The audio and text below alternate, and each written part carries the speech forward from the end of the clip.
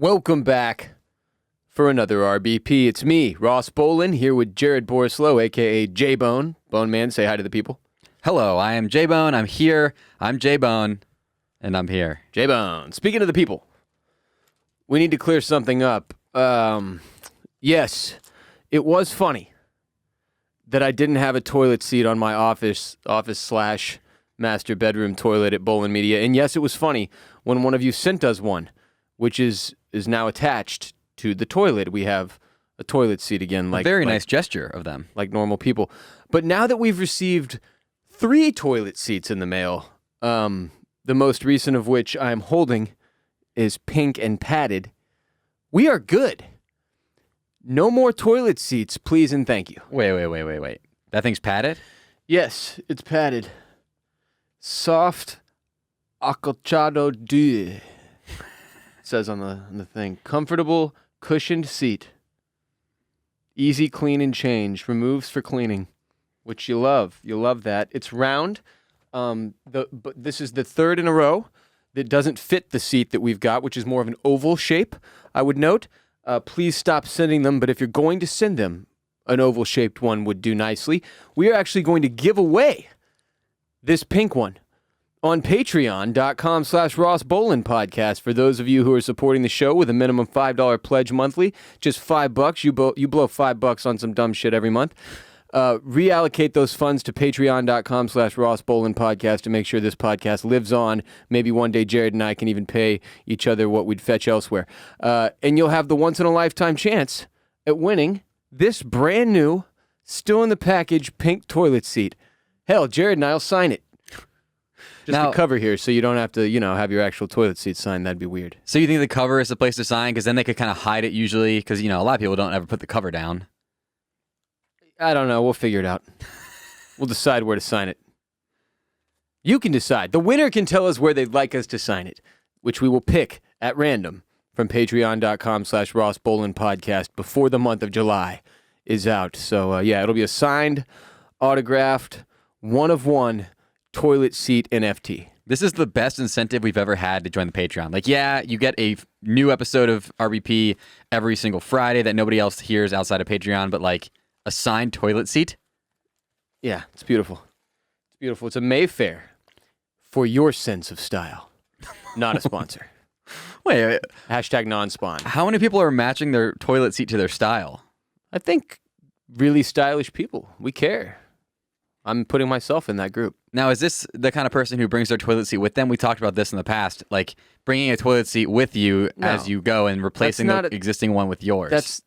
What do you mean as you go? As you go about the day. I go to a coffee shop. That's insane. I've got my toilet seat with me. Nobody does that. I take my screwdriver out. I unhinge the current one, put mine on, and then after I'm done making my business, I put the existing one back on and take mine with me. I feel like there's just a better use of your time and energy than to be hauling a toilet seat around all day. That's insanity. Jared, I've recently become part of Team Early Riser, waking up at 6:30, 7 a.m. every morning with a toddler after sleeping since high school, graduation really, sleeping in as late as I wanted. This has been a change, a real wake-up call, if you will. Yeah, I used to plan my college classes around nothing before 11. Yeah, I think one summer I ended up with a 9 a.m. mini-mester that really pissed me off, but that was the only time I ever had anything before 10, 11, usually. I had 2 classes before 9 ever, and I think I went to 2 of those, and that's 2 of those ever out of all of the classes ever. Right. Waking up early is theoretically awesome. You have so much more time in the day, so much more room for activities. But I'm freaking wiped by 7 p.m. every night, man. I used to laugh at the clock into the early hours of the morning. And now I'm just like all the other old responsible people I've spent my entire life hating. Where if I make it to 10:30 p.m., it's a wild night. Mark Wahlberg and The Rock work out at 4:30 a.m. after a 3:30 a.m. wake up, followed by a meditation and massage. All these ultra successful freaks get up early. Well, I'm up with them now, but my brain doesn't start functioning until 9 a.m. So really, I'm like Billy the Zombie from 7 to 9 a.m. every morning. 6:30 to 7. If I get up a little earlier, I can only access 7 of the words in my vocabulary. What are they? They're not good. And no amount of coffee helps either. Like, doesn't do shit anymore. It's like a cigarette to a person who needs cocaine. Like, I barely even feel the caffeine, Jared. Help me. This I think is why people end up drinking like 8 shots of espresso. Well, I've seen your coffee mug. It fits like 3 cups of coffee, and that's not helping? Not really. That's not good. Nope. Have you tried espresso? No. I've always been afraid of it, but I think I might be at that level now. My issue with espresso is part of my morning ritual is like I love drinking coffee. I love the hot liquid pouring down my throat. Dear Lord. Does anybody ever take a C break, like a coffee break, like they do a tea break to get their caffeine tolerance way down? Is that a thing? C break sounds like a cum break, that is a thing that people do. The Whoa Challenge. Shouts to Katie Thurston on The Bachelorette. That was part of the season this year. I heard this, actually. Sadly, I've already heard this. You know what Whoa stands for? Barrett told me. I erased it from my brain. I guess you could put it back. I'll just erase it again. Week off, wanking off. Or whacking off? I don't not exactly People do No Nut November. Uh-huh. If you're not aware of that, it just upsets me. You know, I'm not out with the other humans much, but when I'm out in November, just knowing that like a bunch of them haven't nutted, it's problematic for me. Yeah, like if you're at a bar and like you brush up against one of these dudes too close. Just a bunch of horny dudes. He's about to paint the back of your jeans. Yeah, you don't want that. It's fucking not why you went out. The worst thing is like a lot of people do Movember too, or mustache. So they're November not shaving and they're not wanking. They look really manly because they've got a mustache, and then they just got a balls they're full just of out there all loads. horny. Yeah, that's the other thing that women might not understand. Like that, your balls do eventually become uncomfortable. Like you're still creating, you know. Mm-hmm. It's got to go somewhere. Yep. And if you're just an avid cranker, and then No Nut November comes along, well, you know that's going to be a problem. Yeah, and nobody wants to hang out with you. Maybe don't have a C break. They know. Yeah, don't do a C break. I actually don't know if anybody does a caffeine break because you get headaches, and it's like probably like a mini form of withdrawals, right? It is. What do you mean mini? It's caffeine is the drug, and your body's having caffeine withdrawals. I'm sure. You're a drug, and I'm addicted to you. We're a coffee podcast without a coffee sponsor now. But we do have shorts, baby. Jared, it's summertime. It's hot as balls, and your balls need a safe space to spend these scorching months. Enter our sponsor, Birddogs. Birddogs making the most comfortable shorts in the world, in which you can go swimming, climb a tree, play cricket. They also make pants for golf. Can I play badminton? Pants for life, you could. Pants for love, or for swimming. If you want to be part of the revolution, like Jared and I, we're swimming in pants all summer 2021. Birddogs. They're incredibly comfortable shorts with built-in underwear. Even their pants have underwear built in. Nobody will even know, though. They look so nice. You're cheating the system, winning at life. Frankly, they make pants without the built-in underwear. If you want to be not a rebel. I love the built-in underwear. Without a cause. It cuts my laundry in half.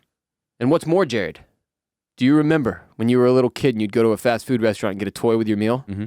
Or like cereal box, you'd get to the bottom and there's like a action figure or something. You know, Birddogs does that. They give you a free toy when you use code RBP when you order from their website. It used to be a set of nunchucks, a deadly weapon, then a set of rubber ventilated lawn cleats for you to do yard work and such outdoors. Now, when you go to birddogs.com and order using the code RBP, you're getting a whistling football. Like one of those Nerf footballs from when you were a kid, except it's orange and says Birddogs, and it's awesome. Wow. Yeah. Birddogs.com, code RBP, free whistling football all summer long. Birddogs.com, code RBP. I have people repeatedly hitting my DMs going, J-Bone, you said that I would not regret this purchase, and I absolutely don't. I'm buying 3 more, and then they end up having a collection of whistle footballs, and they're like, great, now I actually have, like, I can go out in the block and be like, who wants to throw this football with me? And his neighbors just pour out of their house because they want to throw the football with them. I'm spraying people on the block with my whistle footballs, Jared. 500! Jackpot! Every kid that passes on a bicycle is taking one to the face. Out of nowhere, by the way, last night, it started being reported that Kanye West has an album on the cusp of release. And that Kanye played this album, this is how the news was broken, in full for, wait for it, Kevin Durant and some dude named Just LaBoy. Who? Just LaBoy, he tweeted out that Kanye played his new album for me and Kevin Durant last night in Vegas. Man, listen, the production is light years ahead of its time, and the bars sound like he's broke and hungry, trying to get signed again. Any artist who planned on dropping soon should just push it back, #respectfully. Respectfully. So first question was immediately, who the hell is Just LaBoy? And good for KD, who continues to have the coolest career in life of anybody maybe in sports. Just doesn't care at all. And then Kanye plays him his album before anyone else. What the shit with his boy Just LaBoy? Here's my issue. So Kanye... LA boy? I don't fucking know. He's known for being ahead of his time, right? Yeah. But when he's too ahead of his time, we go, this sucks, and we have to wait 3 years. Is this going to be one that's like good ahead of its time? Like, wow, this is revolutionary? Or is it like, this sucks, and in 2 years, you're going to be like, wow, we didn't appreciate that when it came out? I'm rooting for like something that's enjoyable now. Because we talked about this. You have never wanted an album from Kanye more than right now. Yes, because this is our opportunity to get something on the level of, you know, My Beautiful Dark Twisted Fantasy, which I would say is his last great work. Let's go down like the back half of his career, which even during this back half, the albums have been undeniably fire. They're just, I mean, compared to The Field, even as he descends into madness. But back half of his career has obviously gotten a little weird here. His most recent album was Jesus is King. It was a gospel album, which is just strange, frankly. I liked Ye. Very short, but I liked it. Ye was right before that. The one with the mountains on the cover that said being bipolar is awesome or something like that. Before that, we had The Life of Pablo. Ye was like 7 tracks. Before that, we had The Life of Pablo, which was full length, but it was like, you could tell it was super rushed and thrown together, and it aged well. It's great. Again, compared to The Field, it's awesome. But for Kanye work, it felt super unorganized, is the word I would use. Yeezus before that was his last like complete project, really complete before Life of Pablo and things started to get strange. But it was one of these ones that was ahead of its time, and it was like garbled noise to a lot of people at that point. I bet if you listen to it now, you'd be like, "Oh, this is kind of fire." What's a song off that? The big song? Off of Yeezus? Mm-hmm. What's the big song off of that? Yeah, is your question. The big one, the one that we all know. Is there one? Man, what was Black the Skinhead one we all on? know and you don't know it. It's off Black Skinhead. There was also, I wouldn't say any of these are the one we all know. Hold My Liquor, New Slaves, The Stupid Bound 2. Bound to Falling in Love. The one that Seth Rogen did a music video of. Honey. Yeah, that one was the closing song, which didn't fit with any of the vibe, like from the beginning to the end. It was just, it got weird, but that one became more enjoyable, you know, as the years passed or whatever, and was still the coolest live performance concert I've ever seen in my life. Before that was Watch the Throne, one of the greatest hip-hop albums ever made. Before that, My Beautiful Dark Twisted Fantasy. Like, it's an insane run, okay? The guy's a genius, but he's been, you know, admittedly strange the past several years. This whole Kardashian phase of his life has been a nightmare for most of his fans that are not nightmares themselves. And it would be cool to see him go back to just being cool and not being this freak show of a reality TV hybrid weirdo who's showing up to talk shows using like a white voice and it just freaking everybody out. Just, you know, obviously Kanye has mental health issues and struggles that I don't know dick about, not knowing the man personally. But just as a fan, a pure fan, this album has like so much potential. So it freaks me out to know already that his listening party for the first run through is KD and some dude I've never heard of. Why do you think KD was the one he picked out of all people? Is it because KD doesn't give a fuck? Yeah, for sure. Because Kevin Durant's crazy as hell. And Kanye respects that, I'm sure. And Kobe's gone. He was probably his first choice. Were they good friends? No, but they did that Nike commercial together that was funny as hell. If you've never watched it, just Google Kobe Bryant, Kanye West Nike commercial. It's great. All-time great commercial. What is ahead of its time right now? Like, right now, a resurgence is happening with, like, 80s synthwave, right? John Mayer put that album out. There's some other music coming out that's, like, kind of going back to that 80s synthy, like, poppy vibe. I mean, we recently spoke about T-Pain quite a bit after it came out that Usher told him he ruined music. And if you haven't heard that episode of the podcast, go back and listen to it. He recently has been going on Twitch and ranting a lot about how the current state of hip hop is kind of a disaster. Everybody just sounds exactly the same. And this happens in every single music genre where you hit a point where the commercialized version of it is dull. It's dulled out. And mumble rap has kind of, and that's the, I'm not throwing shade here. It's just what it's referred to as, especially by older people, has kind of just taken the fuck over, where there is a lot of the same shit. And a lot of the artists are doing something, having success with it, and then refusing to get away from that thing they had success with and just doing it over and over and over and over and over and over, which is no fun for anybody in the entire genre. It becomes this stale fucking mess. So T-Pain would argue that hip-hop is in a place where it needs somebody to start pushing the envelope again, because maybe there isn't anything that sounds, ahead of its time like it should be. Maybe we need more auto-tune. No, that's the sad part of it, is that it's also the overuse of this thing that he used as a tool as an already gifted artist. People are using to sound like a gifted artist when, in fact, without the auto-tune, they sound like a Muppet. People need to also... And not in the Lil Wayne way. Yeah. People need to remember that, like, your takes have weight because you're a former hip-hop R&B writer named Residue. Yeah, people do need to remember that. Respect Residue. Why did you pick the name Residue when you wanted to pick a pseudonym? It was a Young Jeezy line. They call me Residue. I leave blow on these beats. I thought that was tight at the time because I was a coke-addled moron. And you used to legit get paid to write hip-hop columns, right? Yeah, it paid me like $500 a month. Sick. I was the Houston representative. Is that website still around or no? Yeah, it's still around. Is your stuff archived? Have you found it? No. I wish we weren't doing this right now. I bet you. This is the third time it's happened on this show, though. So I just think it's interesting. I didn't know that about you. Those columns. By now, I feel like it would have happened. I didn't know that about you until we started in the podcast. I was like, damn. Yeah. Residue.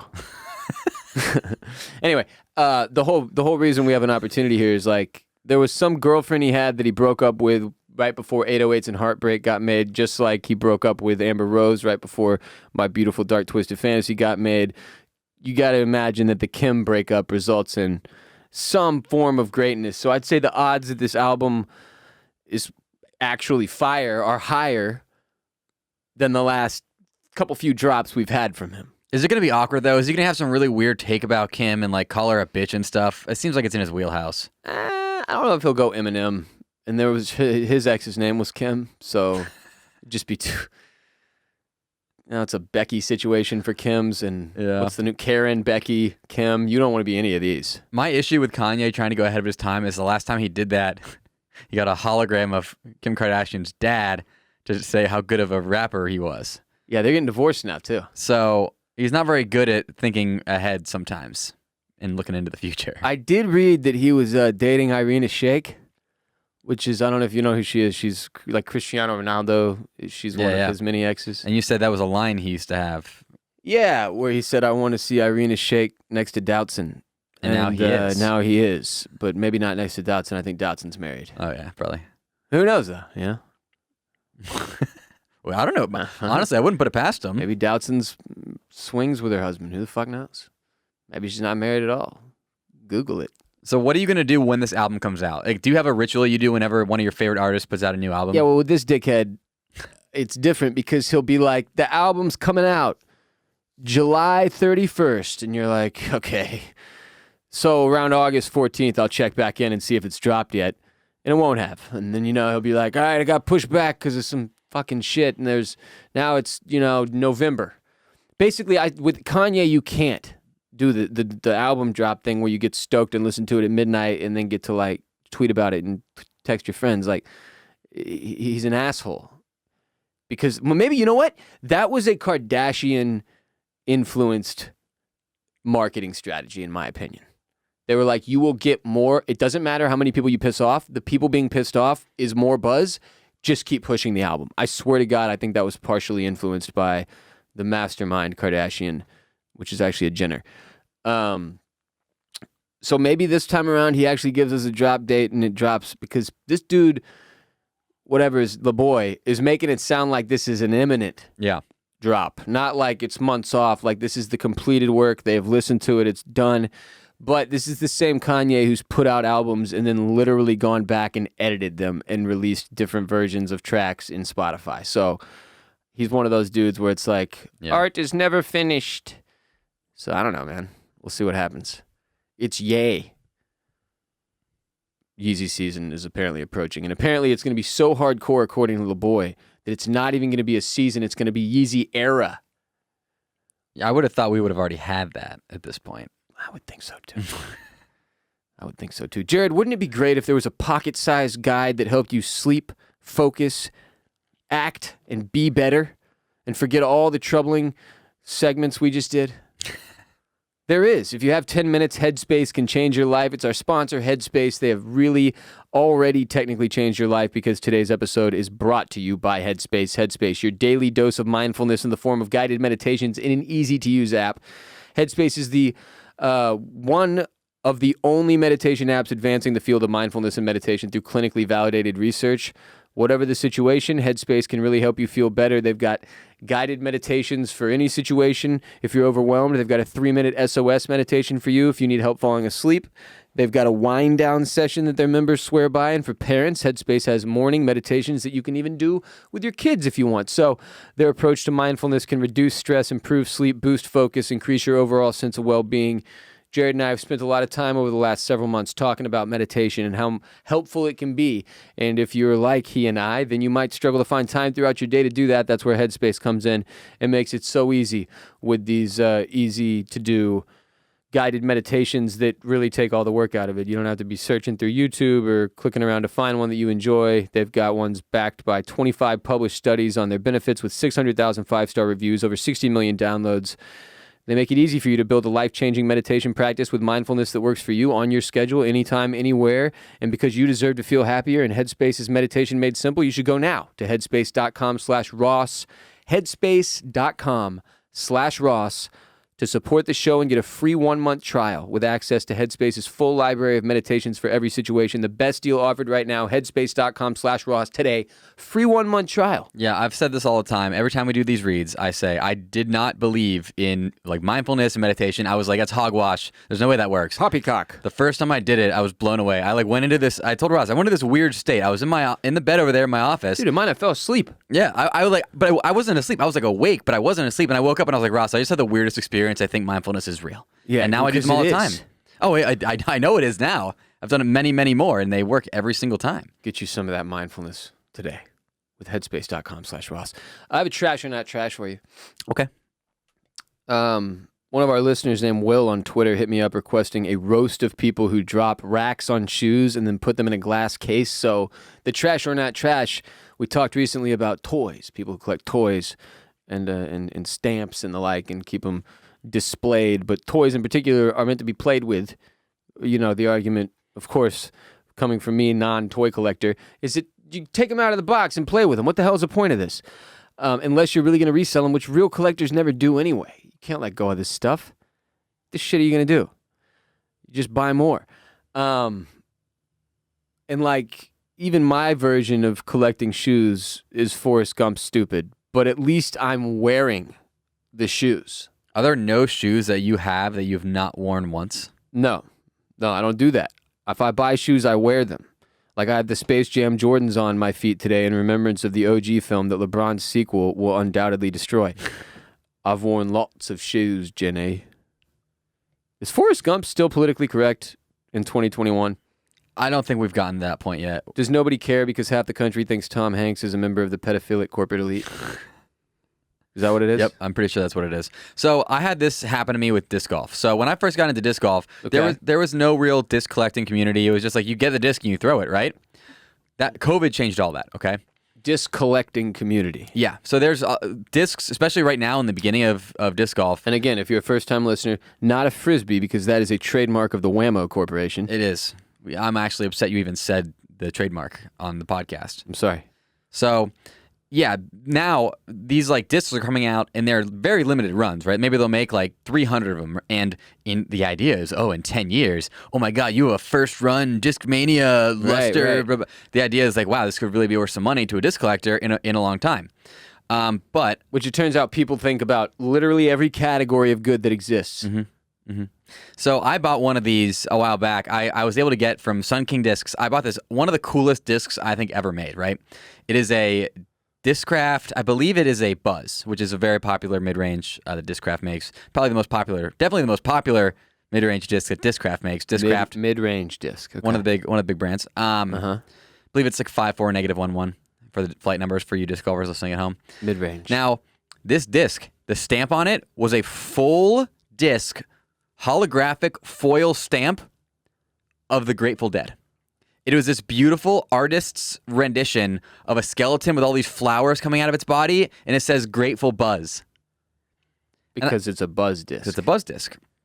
So I got this disc, and I was like, oh my God, this disc is number one, really beautiful, and I know that like even in that market back then, I was like, I could easily get 50 for this. I bought it for 25.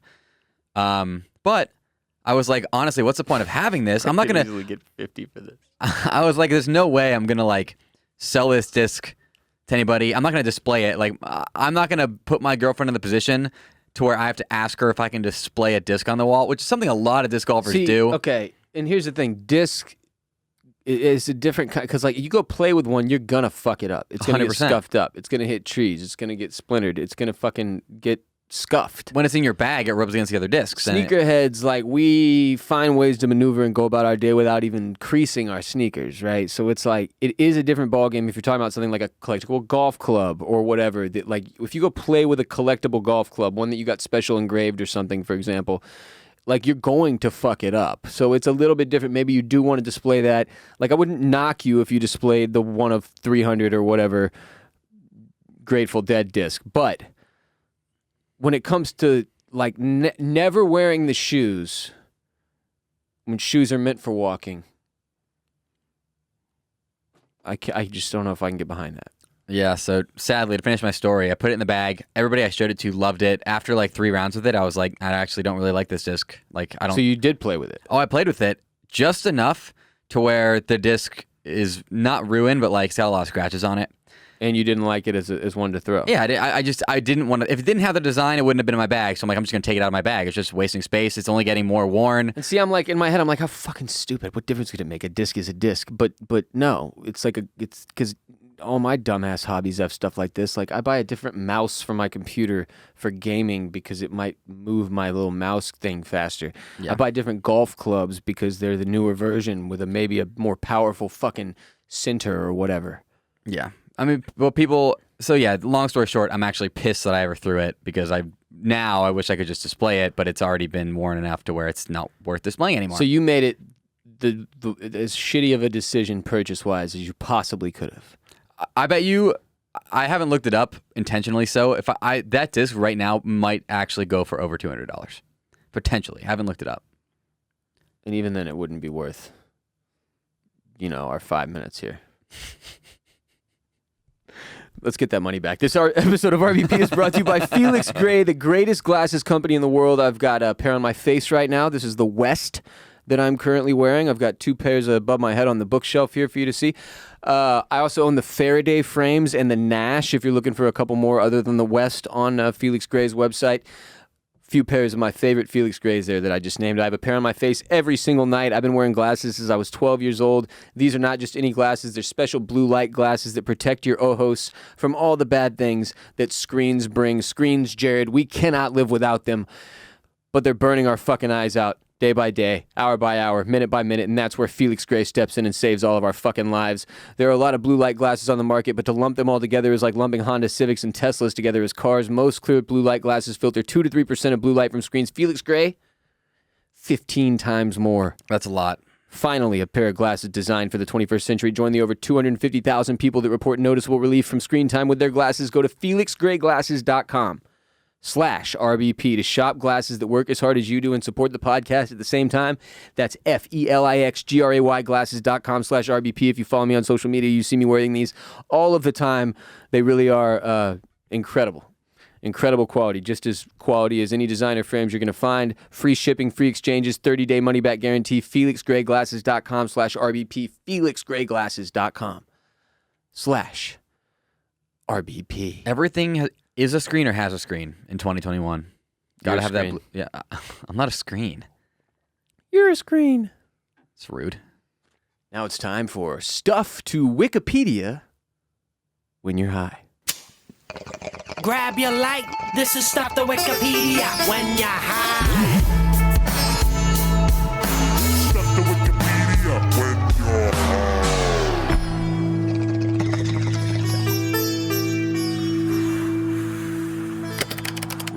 All right, we've got a good one today that actually requires me to pull up the Wikipedia page because there's literally so much shit that I didn't want to write it all. But from my notes to start, Action Park is the name of this place. Have you heard of it? I have. So there's an HBO documentary that I have not watched yet. Called what's it called? Class Action Park. Class Action Park is the one of the nicknames that I'm going to tell you about in a minute. Action Park was an amusement park and water park located in Vernon Township, New Jersey, of the United States, on the grounds of the Vernon Valley Great Gorge Ski Resort. The park consisted primarily of water-based attractions and originally opened to the public in 1978. Action Park featured 3 separate attraction areas: the Alpine Center, Motor World, and Water World. The latter was one of the first modern American water parks. Many of its attractions were unique, attracting thrill seekers from across the New York metropolitan area. Action Park's popularity went hand in hand with a reputation for poorly designed rides, undertrained and underaged staff, intoxicated guests and staff, and a consequently poor safety record, more of which details will come. At least 6 were known to have died as a result of mishaps on rides at the park, and it was given nicknames such as Traction Park, Accident Park, and the obvious favorite, Class Action Park. Get it? From Class Action Lawsuit. This place sounds like a fucking party, though. I would absolutely drop acid and hit Action Park. You ever done DMT, Jared? No, there was a guy who used to make it in my fraternity house, though. DMT? Yeah. He was older than me. Jesus, I was just trying to do a Rogan joke. Yeah. Anyway, little effort was apparently made by state regulators to address any of these issues, despite the park's history of repeat violations, and in its later years, personal injury lawsuits led to the closure of an increasing number of rides and eventually the entire park in 1996 because, people were dying. But Action Park's most successful years were in the early and mid-1980s. Most rides were still operating, and the park's dangerous reputation had not yet developed. In 1982, 2 guests died at the park within a week of each other, leading to the permanent closure of one ride. Despite this, people continued to come in massive numbers. First of all, that means someone died on the ride, and within a week, not only was the ride open again, but someone else died on the ride. Which ride was it? And then they closed the ride. And no one cared. The park's fortunes began to turn with the deaths of 2 in the summer of 1984 and the legal and financial problems that stemmed from the ensuing lawsuits. A state investigation of misconduct in the leasing of state land to Action Park led to a 110-count grand jury indictment against the 9 related companies that ran the park and their executives for operating an unauthorized insurance company. I'm sorry, 9 related companies that ran the park? And they were operating an unauthorized insurance company as well? I love this. So many took pretrial intervention to avoid prosecution. CEO Eugene Mulvihill pleaded guilty that November to 5 insurance fraud-related charges. Still, attendance at the park remained high. And the park remained profitable, at least on paper. The park entertained over 1 million visitors per year during the 1980s, with as many as 12,000 coming on some of the busiest weekends. 12,000 people in a weekend. The people were dying. The park officials said this made the injury and death rate statistically insignificant. I hate this argument. It's like when people are like, well, you're statistically likely to, die in a plane crash as you are to be struck by lightning. I'm like, fuck, that doesn't make me feel that much. If any amount of people die, I don't want to be one of them. Or they'll say, you're more likely to die by getting killed by a coconut dropping on your head than by a shark attack. That's a big Florida one, they say. And I'm like, I don't want the other one to happen, and it feels like it could happen often. Well, so you go, I can't go to the beach, because if I'm in the water, a shark's going to kill me. If I'm on the beach, a coconut's going to fall on my head, and I'm going to die. So you just don't go to the beach. That's why you stay home, inside. It's safe. It's safe. I can't believe they argued the death rate was insignificant because of how many people were still willing to come into the park and put their own lives at risk. It's only 1 in every 12,000 people die, Ross. Nevertheless, the director of the emergency room at a nearby hospital said they treated from 5 to 10 victims of park accidents on some of the busiest days, and the park eventually bought the township of Vernon extra ambulances to keep up with the volume. It's like, that's a good idea in theory, but then you're like... You have to report this, and then the media is probably going to run with the story that you guys are having to buy the local hospital more ambulances because so many people are getting injured at your park. Maybe just fix the fucking rides. I would really want to know what some of these injuries were. Like, so in September of 1989, their ownership negotiated a deal with International Broadcasting Corporation that would result in the sale of Vernon Valley, Great Gorge, and Action Park for $50 million. IBC, however, backed out of the deal, feeling the site was not suitable for their needs upon further inspections of the properties. The Gladiator Challenge attraction, loosely based on the television series American Gladiators, opened in 1992. It allowed guests to compete against other guests in an obstacle course and against park-employed gladiators in jousting matches. Former bodybuilders Michael and Vince Mancuso designed the attraction, and the employees that guests would compete against in the jousting matches were found by scouting local gyms. So they were going around to local gyms, finding juiced-up hardos, being like, you want to beat the shit out of some of our customers like American Gladiator style? No one says no to that. And for like $20 probably. So then they just bust these hardos over and let them beat the shit out of all the customers who were stupid enough to pay to come into the park that kills multiple people every few months. I love the idea of just walking and being like, hey man, you're huge. Like, you want to come beat the shit out of some people? Hey, we got a family water park nearby. We want you to come pound a bunch of the kids. Would you be down for that? What the hell? Over the course of a day, there were 3 shows, with the guests that ran the fastest obstacle course times in the earlier shows brought back to compete against each other later in the day. By 1995, the attraction was removed and replaced with a beach volleyball court. I imagine because people were being pummeled. With a beach volleyball court. There was also the Alpine Slide. It was a 2,700-foot-long Alpine slide descending down the mountain beneath one of the ski area's chairlifts. Yes, there's a ski area, which provided guests access to the top of the slide. Riders sat on small sleds that had only a brake and accelerator. I've been on these before. The control stick, and rode down the slide in long chutes built into the slope. The ride, and more specifically the sleds, became notorious for causing injuries. The stick that was supposed to control the sled's speed in practice offered just 2 options on the infrequently maintained vehicles: extremely slow, and a speed described by one former employee as death awaits. This is the greatest fucking park in history. Holy shit. The chutes the sleds traveled in were made of concrete, fiberglass, and asbestos, which led to serious abrasions on riders who took even mild falls. The tendency of guests to ride in bathing suits made the problem even worse. The path underneath the chairlift resulted in verbal harassment and spitting from passengers going up for their turn. This is fucking amazing. I've been on one of these before, and they're like, I went on a pretty safe one, but like I actually watched it on TikTok.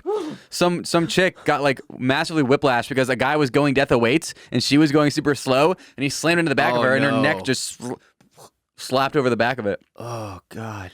The slide was the site of the first fatality at the park. 19-year-old George Larson Jr., who had previously been a ski lift operator at Vernon Valley, was thrown from the slide when his car jumped the track and his head struck a rock. After several days in a coma, he died. Action Park said that Larson was an employee. It was nighttime and also raining when the accident happened. They also said that as an employee, his death didn't need to be reported to state regulators. In the 2020 documentary, Class Action Park, Larson's mother and brother claimed that was incorrect, accusing park management of using the story of Larson being an employee previously to get out of having to report his death. Who owned this place? Mr. Burns? Hay bales at the curves were put in place in an attempt to cushion the impact of guests whose sleds jumped the track, a frequent occurrence. While hay bales? So what is this, like a Formula One race? It's a fucking joke. While park officials regularly asserted its safety, in the early years of the park, the slide was responsible for the bulk of the accidents, injuries, lawsuits, and state citations for safety violations. According to state records, in 1984 and 1985, the Alpine slide produced 14 fractures and 26 head injuries. It's a lot. 26 head injuries. They opened the park. Okay, so somebody eventually buys this thing and reopens it as Mountain Creek in spring of 1998, and they announced the slide would remain open for one final season. However, riders were required to wear helmets and knee pads. What? If I go to board a slide and they're like, you have to slap on this helmet and these knee pads, and also this was responsible for 26 head injuries in a 2-year span, I'm out. The last day of the slide's operation was September 6th of that year, the day before the park closed for the season, as that year's Labor Day was rainy and the slide had to be closed. Very sad. The chutes were torn out afterward, but the route can still be seen from the gondola placed on the that replaced the chairlift.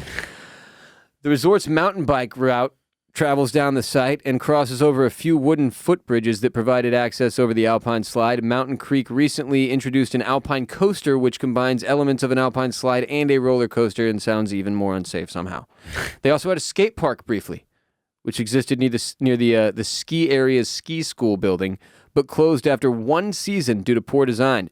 Bowls were separated by pavement, which in many cases did not meet the edges smoothly.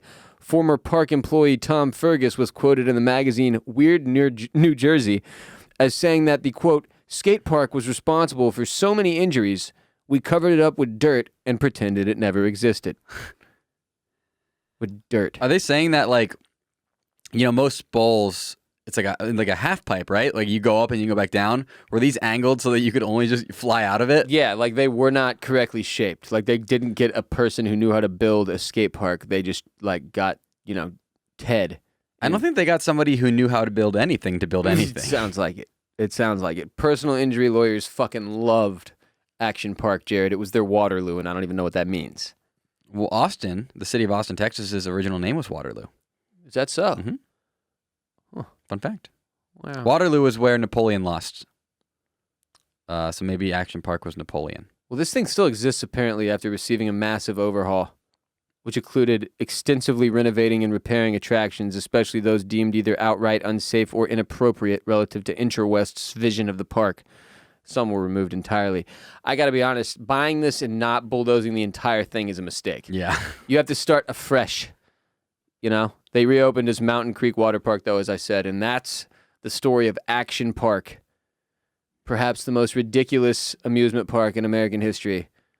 I will be watching that HBO documentary immediately. I have to hit this hard. That's what I'm going to have to see, especially need coverage of the Gladiator challenge, which is the fucking funniest thing I've ever heard. Because I'm imagining in my head, like when I go to Schlitterbahn, I'm so disgusted by the general population. I'm just like, what the fuck is wrong with us? We all look like shit. In bathing suits especially. And and people are just so stupid and gross. And now I'm imagining getting those people to agree to beat the shit out of each other in a gladiator-style challenge. And like, Jared, I'm going every weekend to watch this. Like, can I pay just to come in and watch? Probably. I don't want to participate. I want to smoke doinks and watch these people pound each other, and more importantly, get pounded by the local juice heads that have been picked up from the gym, which if they're not doing that anymore, they need to start doing again immediately. This would attract so many thousands of people from the local Austin area. Where is this thing? New Jersey? To Jersey.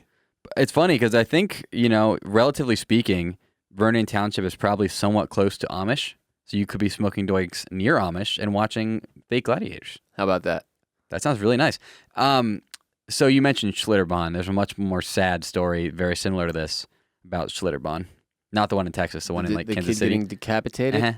Yeah, that stunk. And they closed that whole park, I believe, right? I believe that one's just gone, yeah. That one, they did what they should have done with Action Park and just bulldozed the whole thing.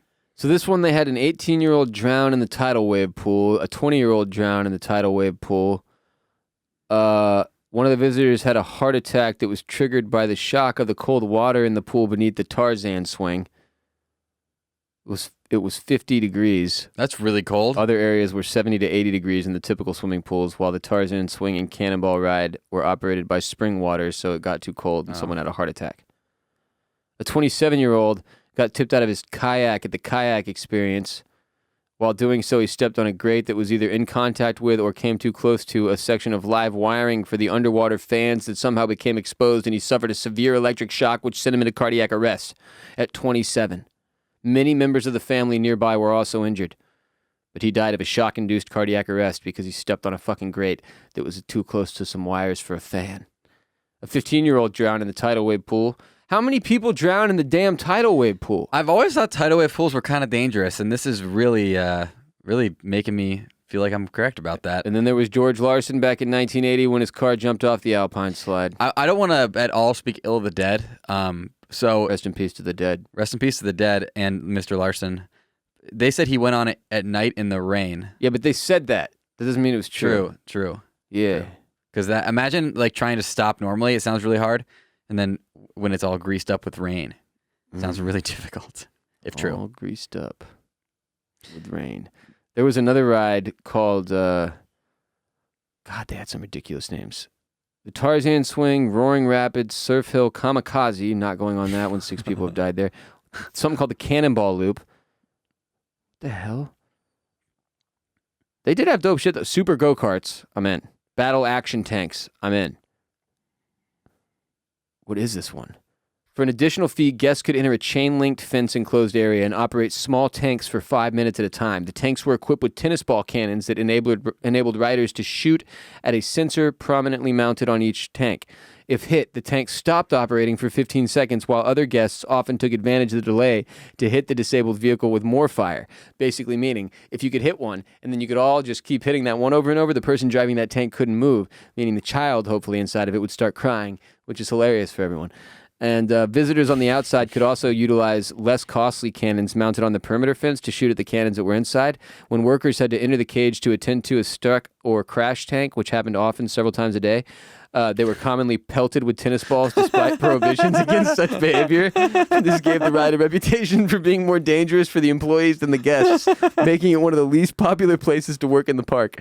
It is not known if there were any serious injuries from the tank ride. As of 2018, the area has not been redeveloped and only a vacant lot remains. Damn, R.I.P. Battle Action Tanks. That sounds fun. Yeah, that sounds really fun. It's like, the driving range and the dude's in the car, everybody tries to him. But he has armor and protection, unlike this employee, probably some 16-year-old kid on summer break. Yes. Now that we've been through this, I see why, even though there was people dying, that everybody went in droves. I would go right now, honestly, if this version of it still existed, because in my head I'd be like, well, those people were probably morons. Exactly. I'll be fine. It's Action Park, baby. Let's go do battle tanks and hit the fucking Alpine slide. I would not do the Alpine slide, to be clear. I'm not a fan of the super tall slides. So we say this, but Disney people have died at. Now, what ratio were they saying? Where people died? No, Disney. In Which the parks. one? All of them. I think people have died in every park. Magic Kingdom specifically, I know at least one person got smushed in the Carousel of Progress, which is me and my brother Jeff's favorite ride. The Carousel of Progress? Yeah. It's a great, big, beautiful tomorrow. Somebody got smushed in that? Because it's that's straight out of a horror movie, dude. Getting smushed to that soundtrack? That is fucked up. That's the last thing you hear. Each and every single day. It's a great, big, beautiful tomorrow, and you're being smushed. It's not a great, big, beautiful tomorrow because I'm being smushed. I think there's all. I don't want to get too much of a downer. I'll tell you. Several people have died or been injured while riding attractions at Walt Disney World theme parks. Since 2001, state authorities have required Disney to report such incidents for investigation. Why did it take till 2001 to get to that? For example, from the first quarter of 2005 to the first quarter of 2006, Disney reported 4 deaths and 19 injuries at its Florida parks. Holy shit. The term incidents refer to minor injuries, major injuries, death, loss, or significant crimes. Action-related incidents usually fall into one of the following categories: negligence on the part of the park, either by the operator or maintenance; negligence on the part of the guest, including refusal to follow specific ride safety instructions or deliberate intent to break park rules; the result of a guest's known, unknown, or otherwise health issues; and acts of God, which include generic accidents like slipping and falling that are not the result directly of an action on anyone's part. Dude, owning a theme park sounds like a nightmare. Yeah. People are going to die. Mm-hmm.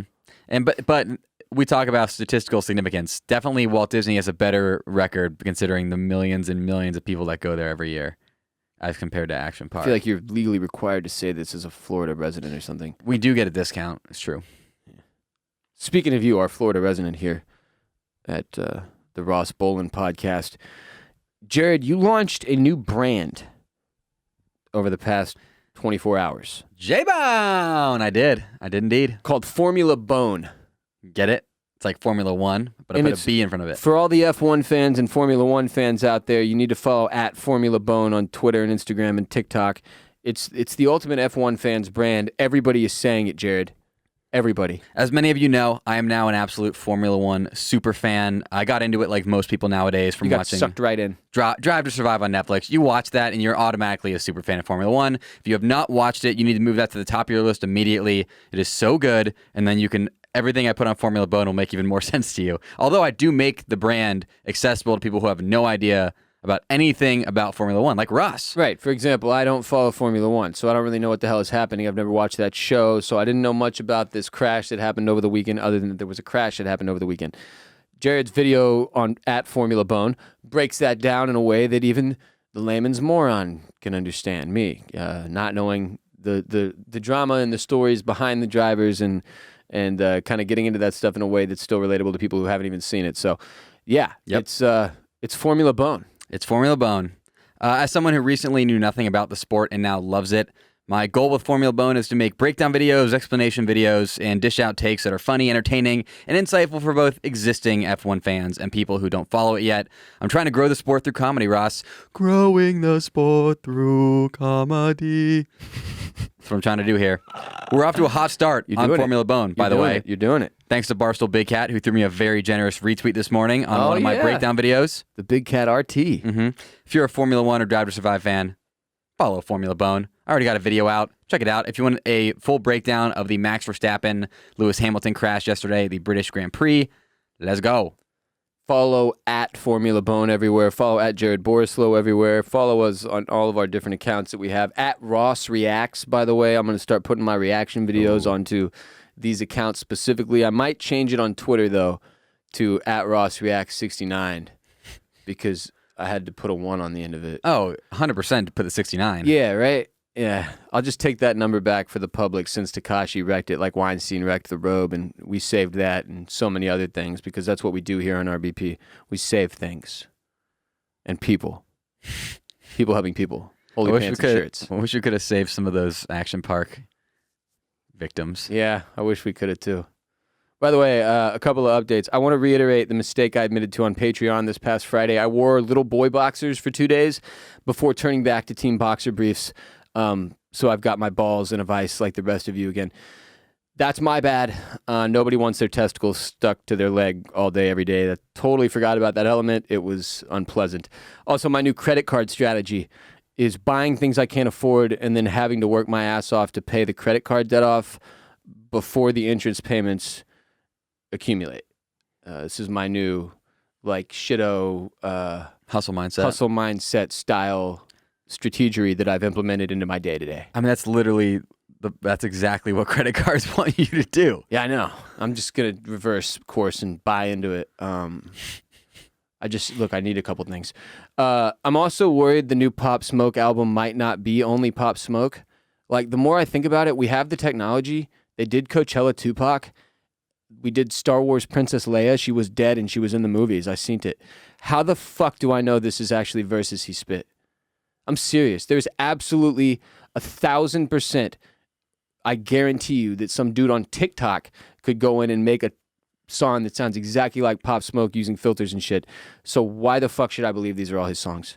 And I'd say, show us the video, but that wouldn't even matter because now we have deepfake technology. And I read one of his boys who's real upset about the album, which is now, like, that's all I needed was one quote from somebody who might know him from a social media source that can't be trusted. And I'm like, I don't know about this, man. Maybe Pop wouldn't have liked this. Like, I'm his fucking boy, too. Anyway, Tell the Vision is a tight song, though, up there with Kanye. Speaking of Kanye earlier. And Vince Staples' new album is very, very good. That's my review. If I hadn't mentioned that already. I feel like I said something about it on Twitter that it was too weird for me. The first listen was not it. You got to go back for that one. See, I don't like these like singers. We talked about Elle King, Rob Schneider's daughter. She became a famous singer. I don't like when people have they come from money and then they are famous singers. Vince Staples, his dad started Staples, right? Yeah, they own the Staples Center too. See? That just lets me know that it's really about the music for him. He doesn't need the money. None of what we just said is true. Yeah, none of it. Just to be clear, the stuff about Princess Leia was, but none of the other stuff in the whole episode. Action Park. There's no That HBO was documentary. that didn't even exist. We made that entire thing up. We hope you thought it was fun, though. Now you got to use Google to see if I'm kidding. But follow us on Spotify if you're an Apple listener and you don't mind. Appreciate you. Oh, Patreon. We have a Patreon. Thank you very much. Also, patreon.com/Ross Bolen Podcast is where you go to support the show and get an ad-free episode. And get a toilet every seat. single Friday. And remember, this week, and by this week, I mean this next however many days are left in July, get in for a chance to be the random listener and supporter on patreon.com/Ross Bolen Podcast that we pick to win this spectacular round limited warranty having Mayfair for your sense of style, proudly made in the USA by Bemis Manufacturing in Sheboygan Falls, Wisconsin. The fucking soft accolchado do bitch. It's 16.5 inches in diameter. That's 42 centimeters. It's comfortable. It's a cushioned seat. And I can read that to you in several languages. Asiento cómodo y alcolchado, siège confortable et cossin. Easy, clean, and change. Removes for cleaning. This is not a sponsor. Again, we are giving this away on patreon.com/Ross Bolen Podcast. It's the hottest item of the summer in 2021. Fucking go now to patreon.com/Ross Bolen Podcast today. And guess what? Listen up. Not only are you going to get this pink toilet seat, we're going to throw in a liquid IV box for you there. That's a pink toilet seat and also a liquid IV box from our sponsor, Liquid IV. We got a big box of all the different flavors. We're going to throw it in on top of this, Billy Mays. So not only do you get this pink toilet seat, you also get a liquid IV box. That's two things for the price of one. No purchase required. You just go to patreon.com/Ross Bolen Podcast. Support the show with a minimum $5 pledge and at some point the next couple weeks. That's not a purchase required. You're not buying the toilet seat. You're not buying the fucking box of liquid IV. You're just buying the fucking subscription. That's not a purchase required. Anyway. Why would they buy? What giveaway would you have to buy a toilet seat to maybe win a toilet seat? That's not how it works. Shh. All right, so go to patreon.com/Ross Bolen Podcast now. Sign up for one of the tiers. Support the show. Get ad-free episodes every Friday, as well as columns, as well as other stuff, mental health minisodes if you're in the Enforcer or OG tier. We appreciate you. Thank you for being here today.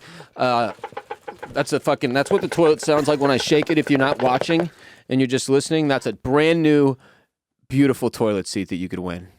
Jared just got scared because he thought I was going to knock over my water because I can't see it, but I'm a ninja and a Jedi. We'll be back on Wednesday with another new episode of RBP. Until then, go to patreon.com/Ross Bolen Podcast and get caught up on all the ad-free Friday episodes you've missed from the last several months included. That's all I've got, Jared. Let's go. I'm going to take your ass out back and spank that tight little thing. Okay. Thank you.